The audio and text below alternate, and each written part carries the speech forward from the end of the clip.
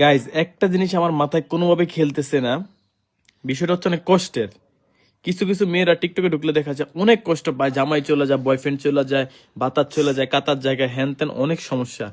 এত সমস্যা নিয়ে তারা কষ্ট থাকে, কষ্টে এসে টিকটকে কান্দে কান্দে, ওকে ফাইন মানা যায়, কিন্তু কান্দার সাথে যে লিপসিং করে, ও বিষয়টা জোস না। মানে কেমনে সম্ভব ভাই? ওর মনে কষ্ট, কান্দাছে, আবার লগে গানে লিপসিং করতেছে। এই হ্যাঁ কি জানি গান, তুহা সাইয়ারা তু এই তো তুহা কি, আমিও তো করছি। এদেরকে কি বলা যায়? মানে আমি এই লজিকটা বুঝলাম না। ওরা কান দিয়ে চোখ দিয়ে টোল টোল টোল টোল, মনে অনেক কষ্ট, কিন্তু মুখ দিয়ে লিপসিং কেমন হে? কি গানে কয়, সাইয়ারা তু তো বদলা नहीं है।